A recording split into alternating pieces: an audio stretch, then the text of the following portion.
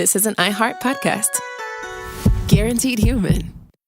Work can be a little weird. Cringy training seminars, coworkers who won't stop talking about their plant, forgetting the mute button at an inopportune moment. We have to deal with a lot on any given workday. Sometimes it can feel hard to thrive and move forward in your career. Well, that's where LinkedIn comes in. LinkedIn helps you get ideas and insights from experts in your field, connect with people professionally, grow your network, and access tools designed to help you find the right fit for your next role. Whether you're just getting started, figuring out your next move, or looking to accelerate your career, LinkedIn is built to support you at every stage because LinkedIn is the network that works for you. Visit linkedin.com/knowstuff to learn more. If audiobooks are your thing and you've been meaning to listen to more of them, you should check out a podcast called Earsay, the Audible and iHeart Audio Club, hosted by Cal Penn. Each episode spotlights standout audiobooks on Audible across all kinds of genres: sci-fi, comedy, romance, thrillers, and more, with Cal talking to guests who help break down what makes each story worth listening to. It's a fun, easy way to discover your next great audiobook. Check out Earsay on the iHeartRadio app, Apple Podcasts, or wherever you get your podcasts.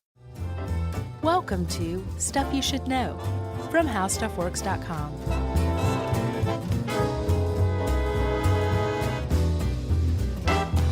Hey, and welcome to the podcast. I'm Josh Clark. There's Charles W. Chuck Bryant. There's guest producer Dylan again. You know, Dylan got a job here because he heard of How Stuff Works because he was a Stuff You Should Know fan.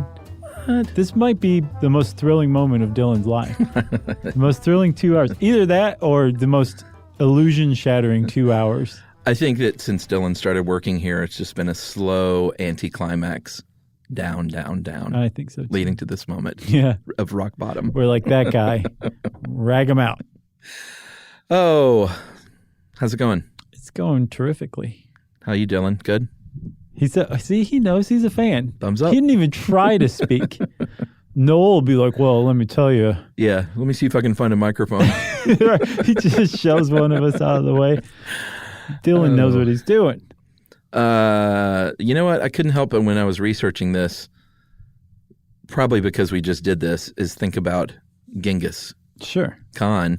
And if you go on the internet and type in Attila the Hun or Genghis Khan, there are so many nerdy websites where people pit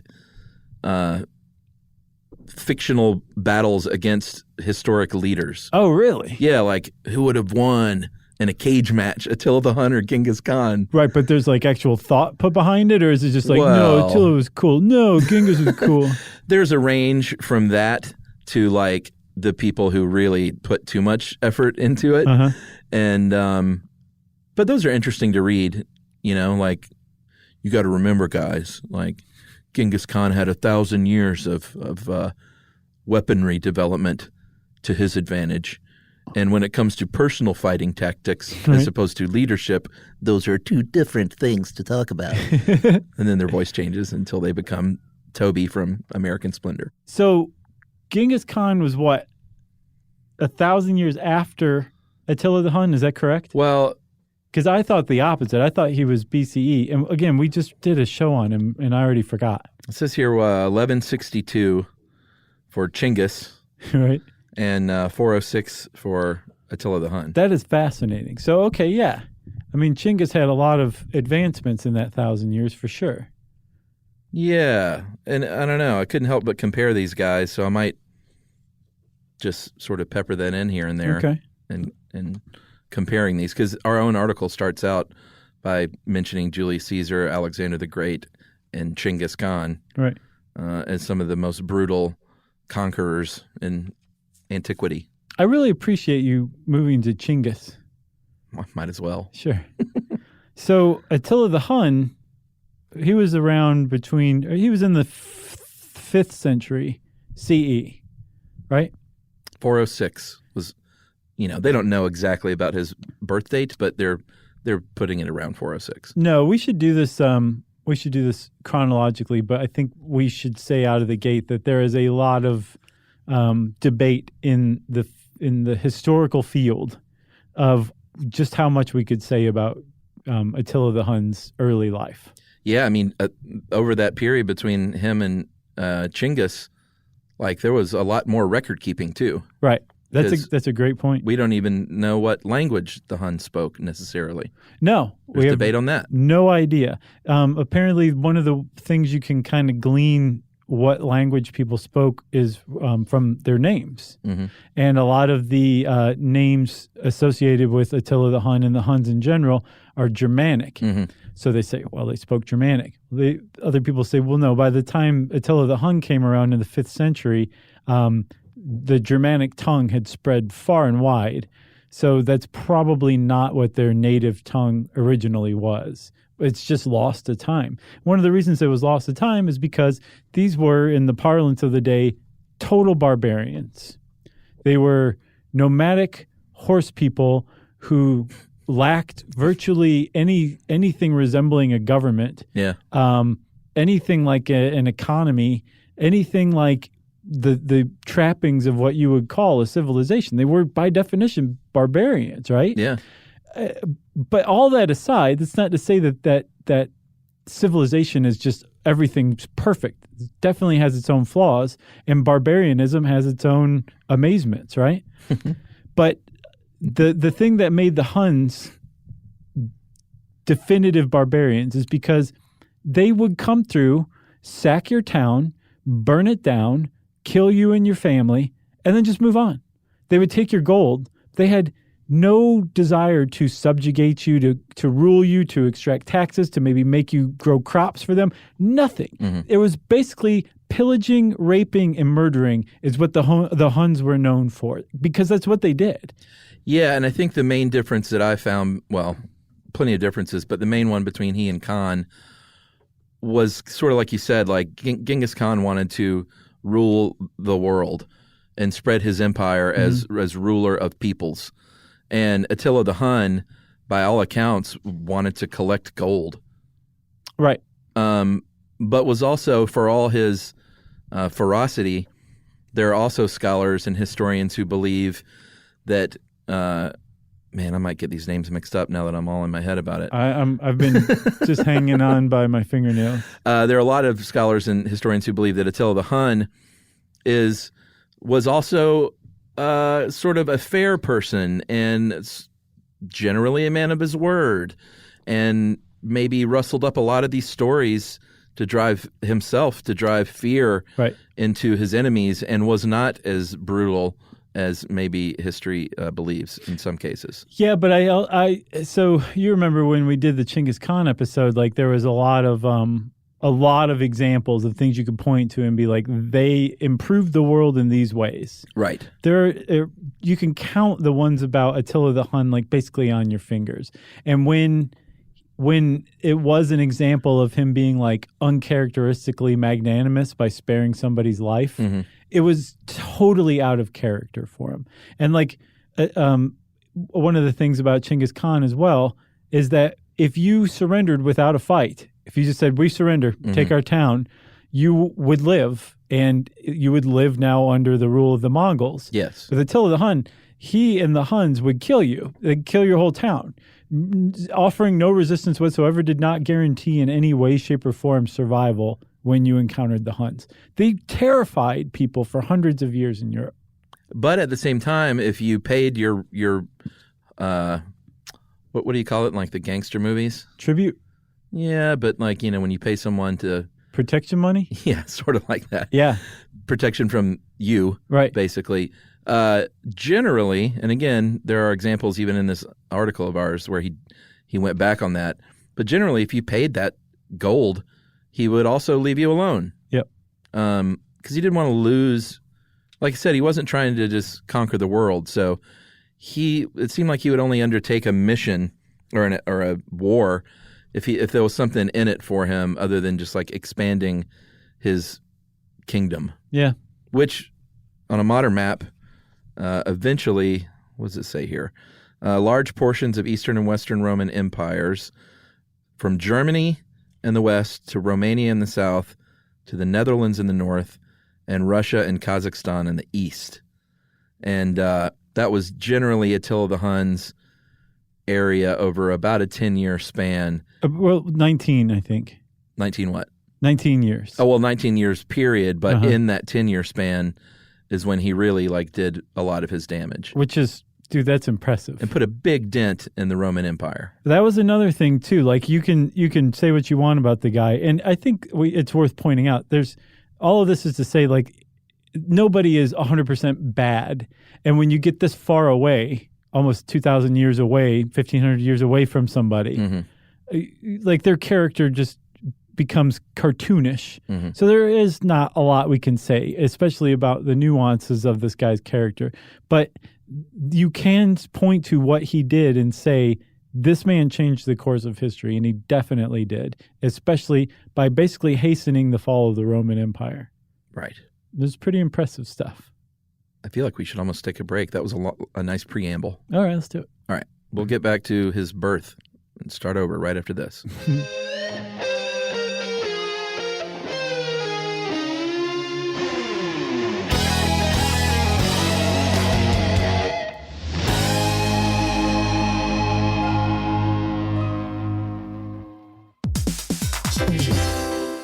Hey everybody, we're here to talk to you about Wayfair, who believes that spaces should be functional, they should be comfortable, they should be well designed, and they can be well designed by you with their help. Your updated space should feel more comfortable, inviting, and practical for everyday use. And we're talking about outdoor seating. We're talking about grills. We're talking about major appliances. If you need storage solutions, Wayfair can help you out. Patio lighting, rugs, decor. It is your one-stop shop for home. Yeah. I mean, it's getting nice out, so it's time to think about living outdoors for the next few months. And Wayfair knows that outdoor furniture, it's heavy, it's intimidating to assemble. So Wayfair has stepped in and said, we're going to handle the hard part so you don't have to. That's right. You can shop Wayfair Verified, your shortcut to the good stuff. And that means their team of product specialists are going to vet everything by hand using a 10-point inspection, testing things like, quality materials, functionality, and features, and even how long it takes to build that piece of furniture. And the overall experience save time, reduce hassle, and improved convenience. Patio season is here, and these deals won't last. So head to wayfair.com right now to get your outdoor space ready for way less. That's WAYFAIR.com. Wayfair, every style, every home. Hey everybody, I want to talk to you a little bit about Tide Evo because it represents over 10 years of innovation and product development. Tide Evo is a first-of-its-kind technology where tens of thousands of minuscule fibers are spun together to form a 6 times powerful layer packed with scrubbers, brighteners, pre-treaters, and fresheners. And that's going to deliver a breakthrough clean that's so powerful it feels like magic. Yeah, it is kind of like magic. Tide Evo is revolutionary. A 100% concentrated, waterless laundry tile that's made of compressed microfiber soap layers rather than liquid or powder. And it's not like pods or sheets because it uses 6 layers of detergent fibers to deliver superior cold water cleaning without plastic packaging of any kind. And it provides a mess-free, lightweight solution that dissolves lickety-split. So whenever you run into a laundry challenge, turn to Tide Evo. It's revolutionary, it's magic. Try new Tide Evo. Real laundry magic.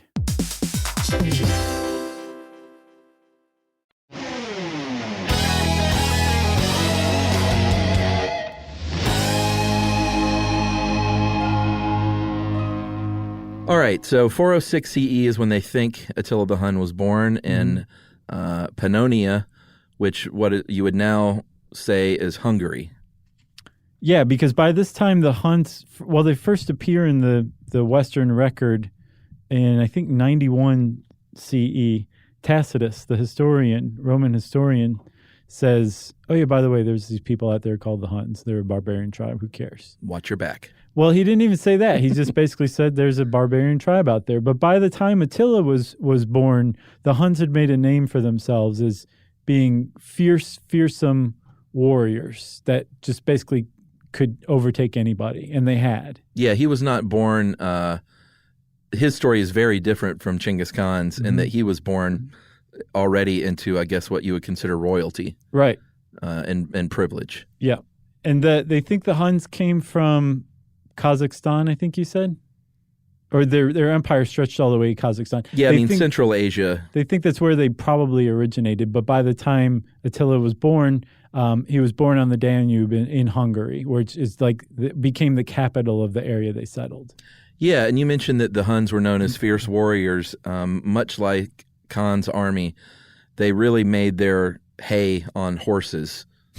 I don't even know if that counts as a pun. It doesn't. All right. It was just delightful, though. They were excellent horsemen. I don't know if they rode those little squatty horses like Khan's army did, but they were great on horseback, apparently so great that they kind of didn't get off their horses to do much when in terms of battle. But even beyond battle, I saw that they held negotiations on their horses. Why not? That they were characterized as being one with their horse. That was one thing, right? Right, exactly. In the true sense? That was, I hope not. Mainly for the horse's sake. Yeah. But they were, so the fact that they were amazing horsemen, that's check one in why they were basically impossible to defeat.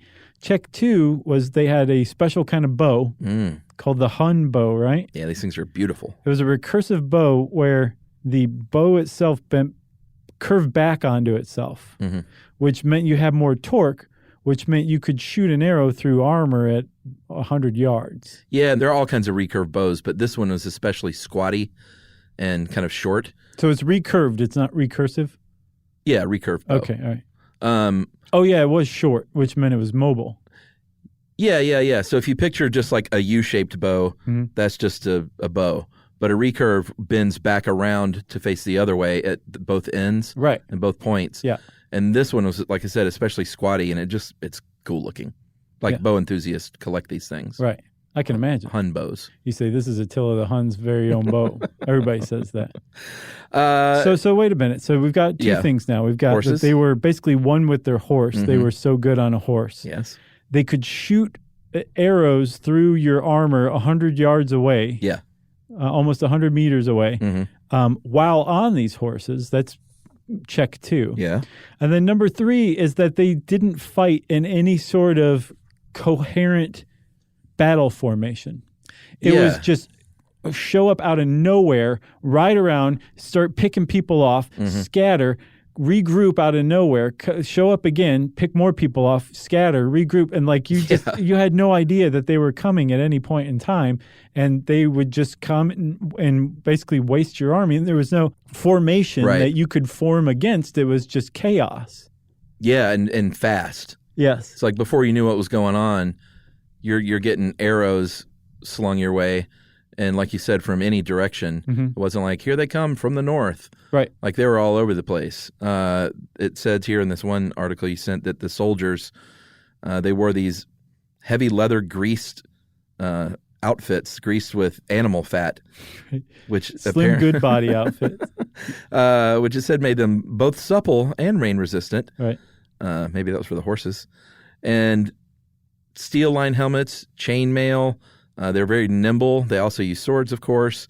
And their leather boots, they rode horses so much they didn't even worry about hiking. So they would wear these leather boots that had very thin soles that I guess made your feet more responsive to stirrup action. I don't know. Sure.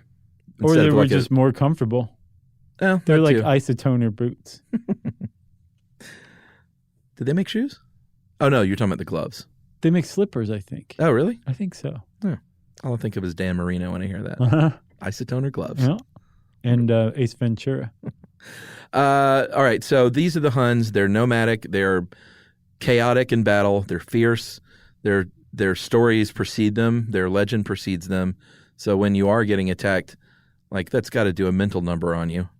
Especially like when they came upon towns and cities, like sometimes entire cities, they would level them, just utterly destroy. They would take everything they wanted, kill everybody that they wanted. They would take hostages and slaves and prisoners, but then they would just destroy the town. And there was one town in Italy called Aquileia, I believe.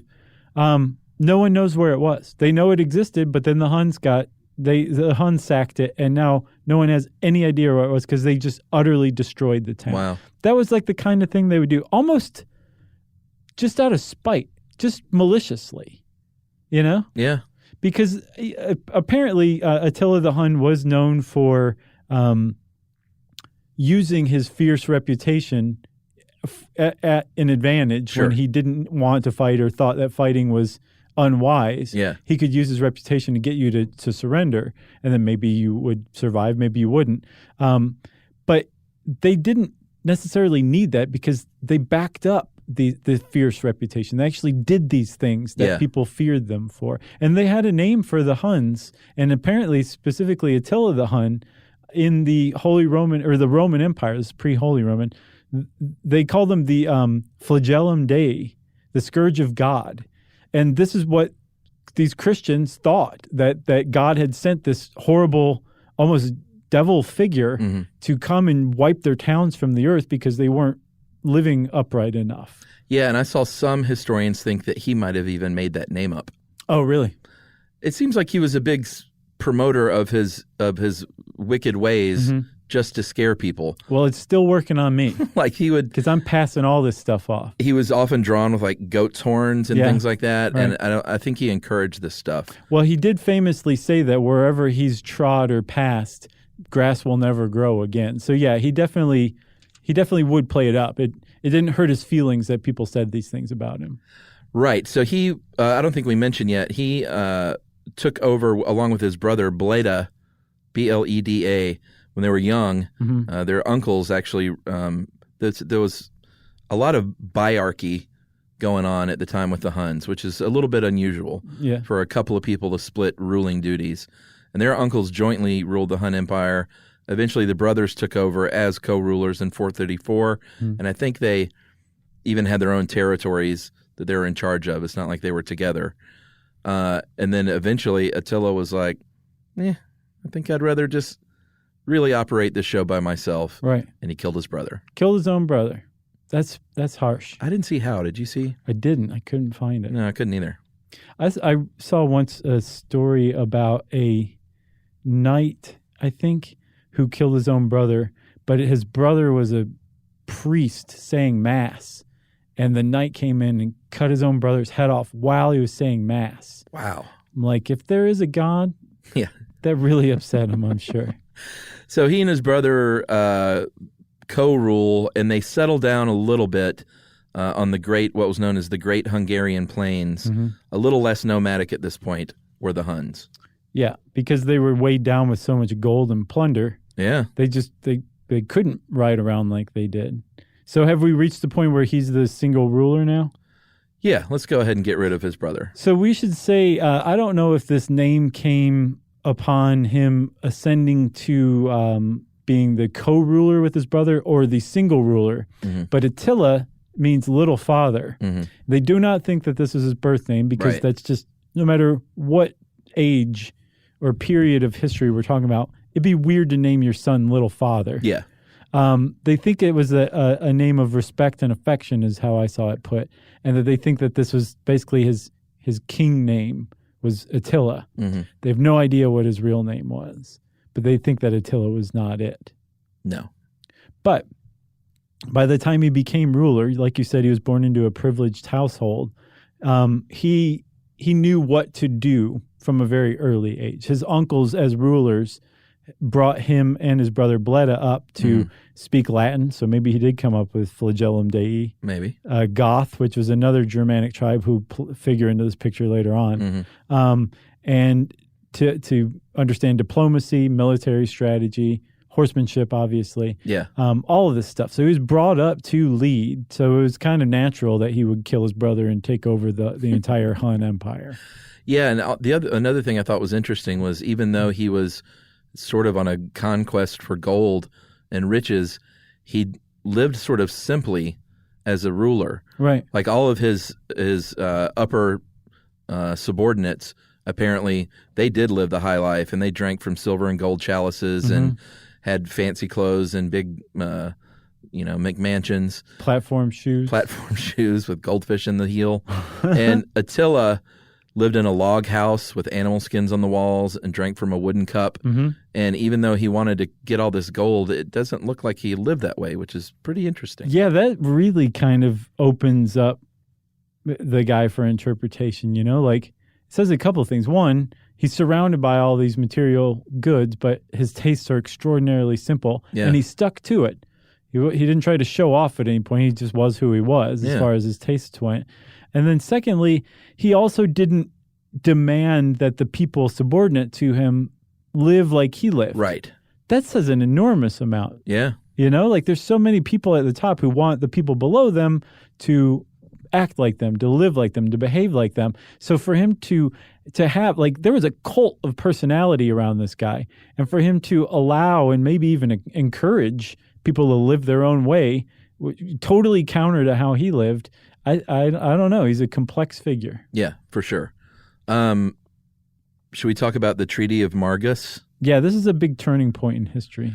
Yeah, so this was in 434, and I believe, we're going back to when Bleda was still alive. They worked up a peace treaty called the Treaty of Margus with, the Eastern Roman Empire? Yes. And they basically said, hey, if you return all these Hun refugees, basically people that fled my rule, return these people to us. How many were there? At least 14, but I think maybe 17. Yeah, like not 17,000, but 17 people. But that's how much he prized loyalty, is how I saw it put. Yeah, like I want these people back. And he also didn't want them going off into the Roman Empire and stirring up rebellion to come take over the Hunnic Empire. Yeah, exactly. So if you return these people, we'll establish some trading rights that are fair. You guys pay us about 700 pounds of gold every year directly to me and my bro. Right. And we'll lay off. And you can just kind of do your thing here in the Eastern Roman Empire. Yeah, it's extortion. Yeah. I saw that Attila was, he plundered in war and extorted in peacetime. That's what he did. Oh, okay. So, yeah, he said, we won't invade you if you pay us 700 pounds of gold a year. And he didn't for a while. He didn't, but then he said there was another part of this too. He said that he wanted not just the traitorous Huns who left or escaped his rule to be returned to him. He also wanted a Roman bishop who he believed had come into the Hunnic Empire and desecrated some graves and stolen grave goods from the graves to be handed over to him. And apparently the Eastern Empire Emperor Theodosius II said, hey, man, I gave all of the Huns I could find in the empire over to you. And this bishop, I don't know what you're talking about. I don't think this is actually true. They didn't give over the bishop. And so Attila actually said, you guys just broke the treaty. Yeah. We're invading. And he did invade. And they actually invaded through Margus. And the guy who opened the gates of Margus for them, to the Huns, was the bishop who stole the grave goods. So had the emperor handed over this guy, the invasion of Italy by the Huns would have never happened. That's the sound that played when he opened that gate.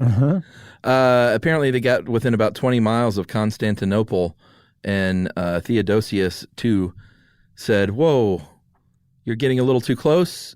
How about 2,100 pounds of gold per year, 3 times as much gold? And I believe that quelled Attila's desires, temporarily at least. Temporarily. So that just meant with Attila that he just turned his sights somewhere else. Yeah. You want to take a break? Yeah, let's do it. Okay.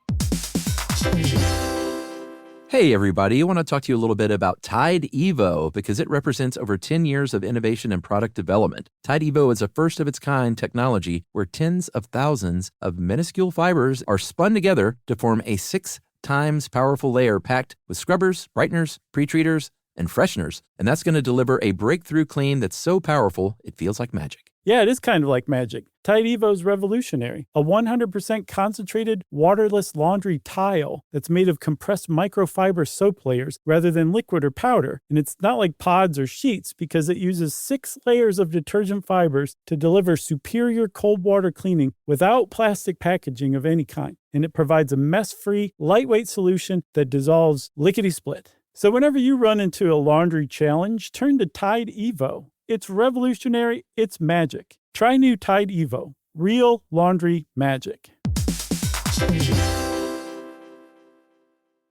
Introducing the all-new Mazda CX-5, featuring more connection, Hey Google, where's the nearest Pilates class? safety that has your back, more discovery on the scenic routes, more passion in the details, and more control in changing weather. The all-new Mazda CX-5. More to move every side of you. See it in 5 films at mazdausa.com/5sides. Google is a trademark of Google LLC. Sequences shortened and simulated.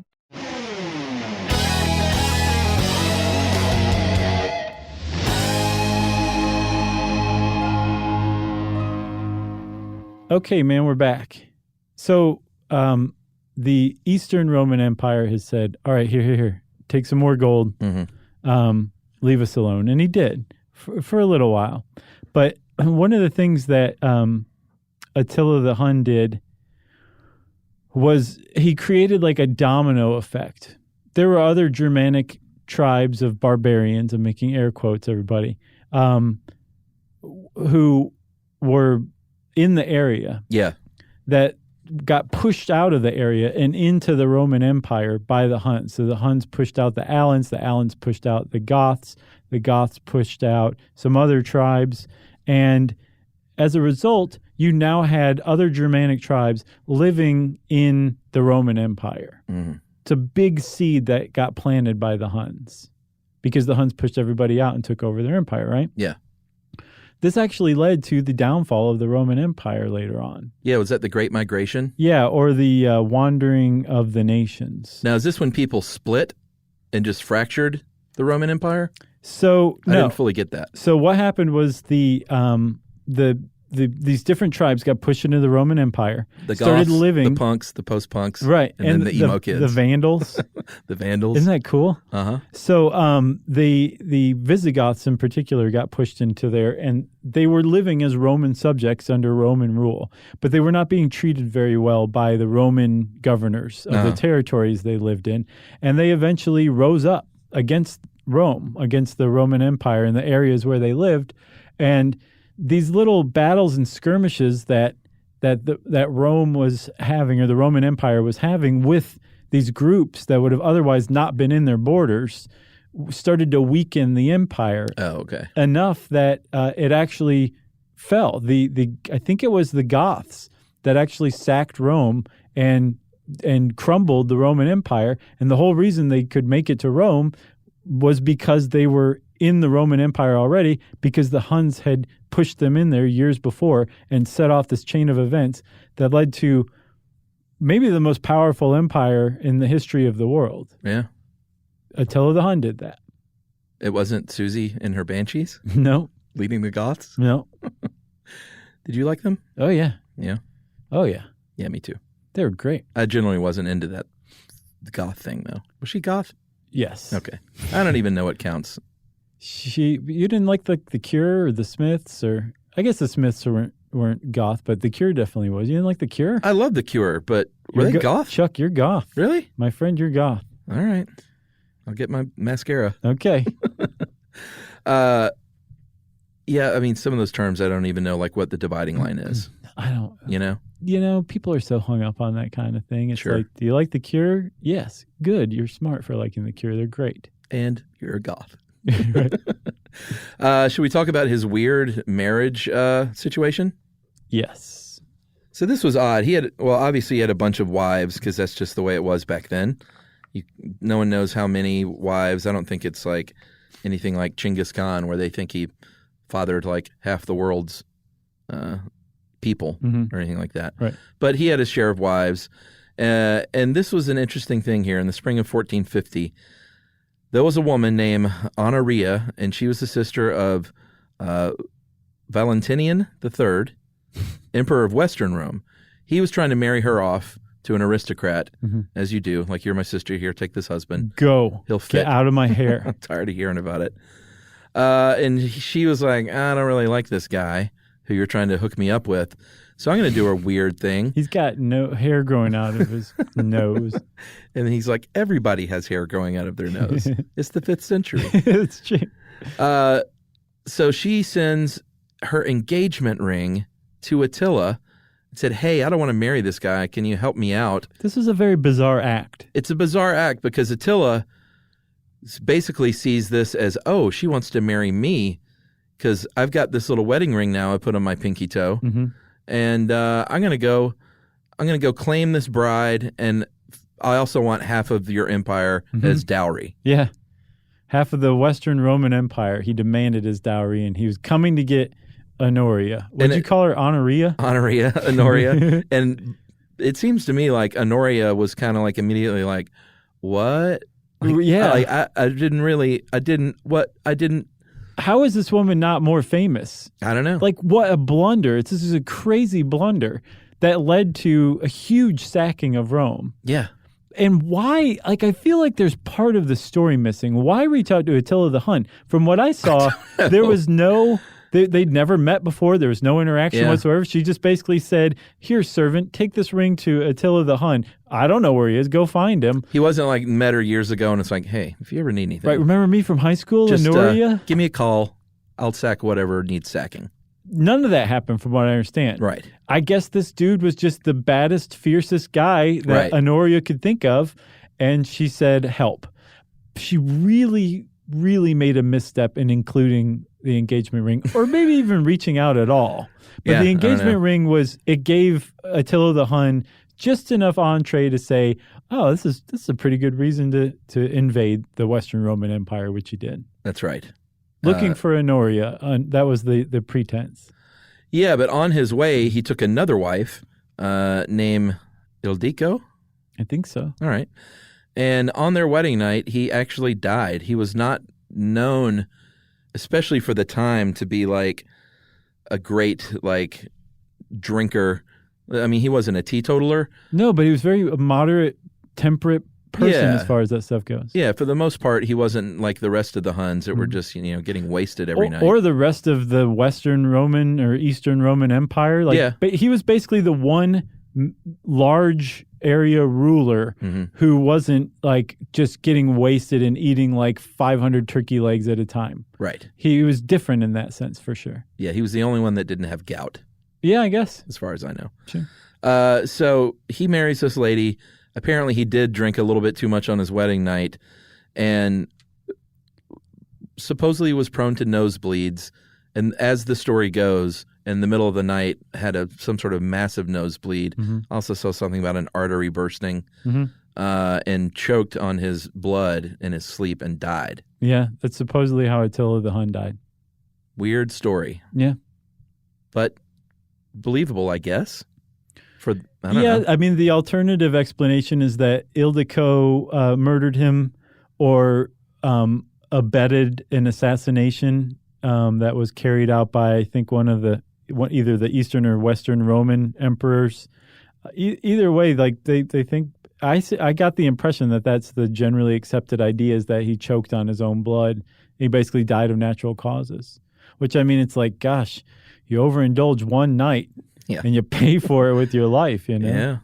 But throughout his reign, we left out a huge chunk of his history. Oh, sure. At some point, he turned his attention to Gaul. Yeah. France, modern-day France, Belgium area.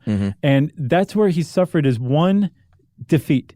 So out of the entire 19 years this guy was running around Eurasia, terrorizing it, he suffered one defeat. And even then, it was really a draw.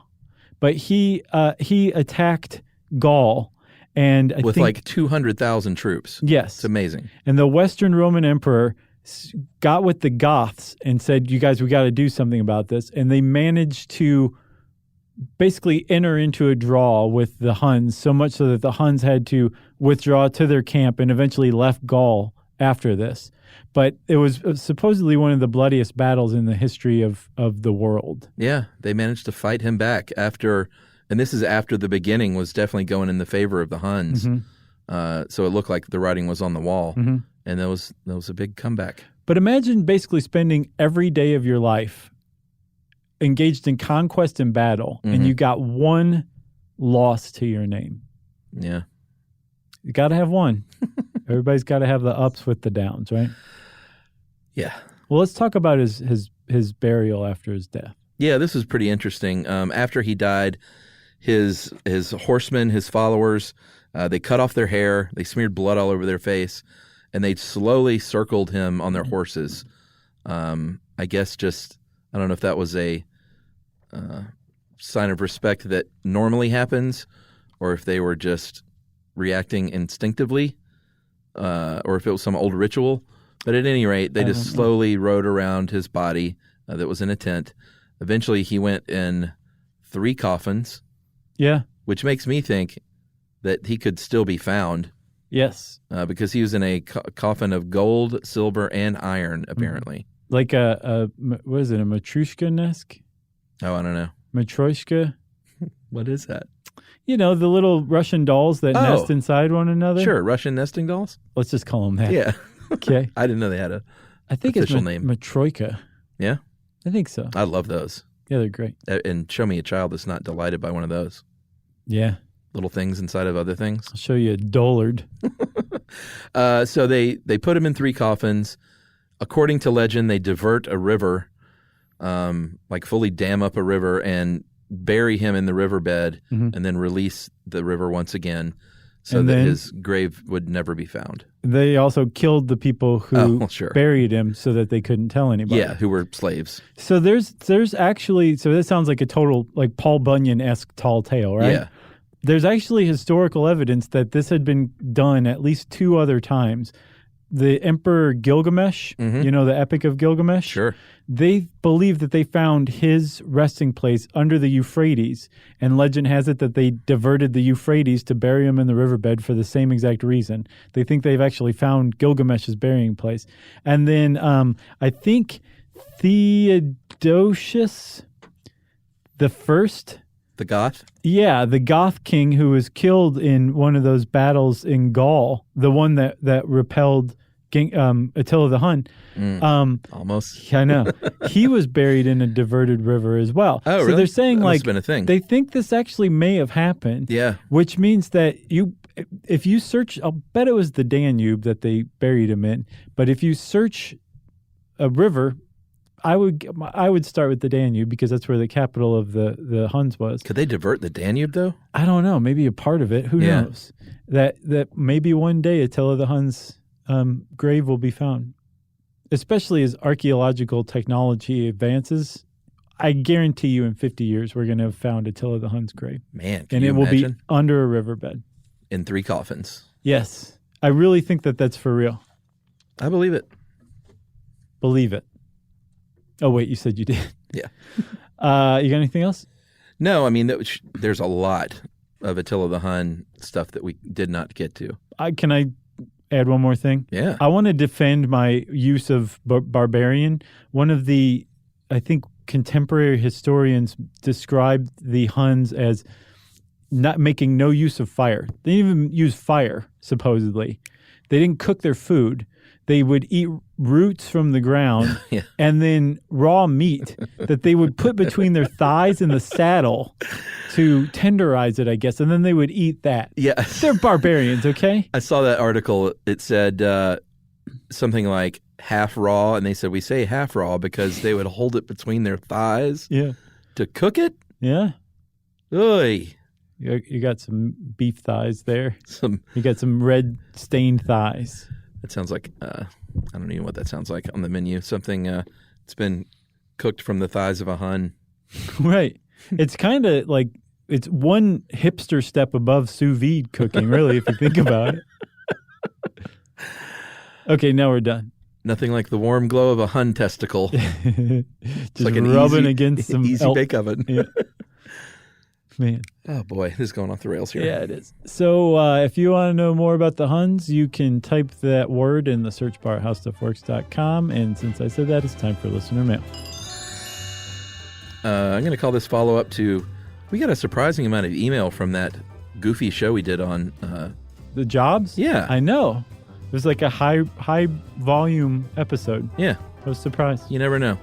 And by the way, we had a lot of people write in and say, by the way, there is still chariot racing. Yeah. It's called harness racing. Pin setters. And I take issue with that. Harness racing is harness racing. Those are not chariots. Oh, yeah, okay. I don't think it's the same thing. There are pin setters and lamplighters, too. Basically, it was a Correct. fraudulent episode. No, but I'm with you. Harness racing is not chariot racing. No, like standing up in a wooden box being pulled by 8 horses is not the same thing as a harness race. I've been to a harness race. I have too. My dad used to take us to those. Really? Let us bet like $1 on them. I don't think I ever won. Yeah? Which is probably good for my gambling bug. It never took off at a young age. Yeah. Just the Skittles and poker. Yeah, I'm not a big gambler either. Okay. All right, so anyway, this is about lamplighters. This is from Carlos in Mexico. Hey guys, I found the stuff you talk about lamplighting fascinating. I'd like to add some extra info. Back in the day, people used to tip and or threaten the lamplighters to leave the lamp near a park bench or something turned off so couples could have more privacy. You know what I'm saying? Yeah. Like, hey, don't like that lamp. I got to cure some meat over here. You know? The Hun way. The Hun way. In fact, there is a Spanish folk song by the Churumbelas.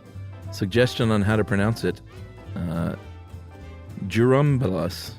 Well, is it a DJ? It's a CH pronounced like a JU, he says. No. Okay. Churumbelas. All right. About a lamplighter being harassed by couples every night to leave the lamp off.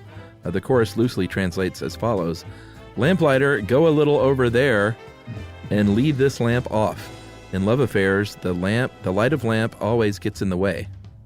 And this song is from the song Farolero by the Chumbarellas.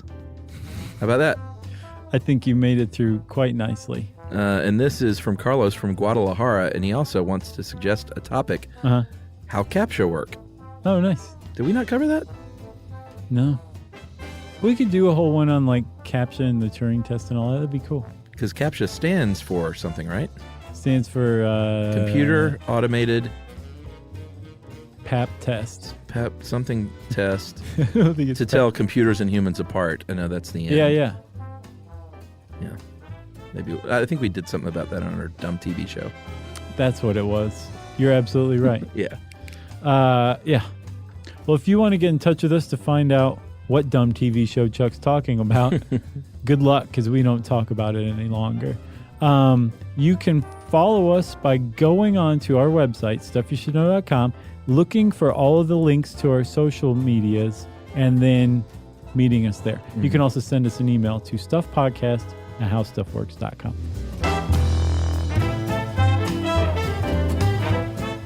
For more on this and thousands of other topics, visit howstuffworks.com.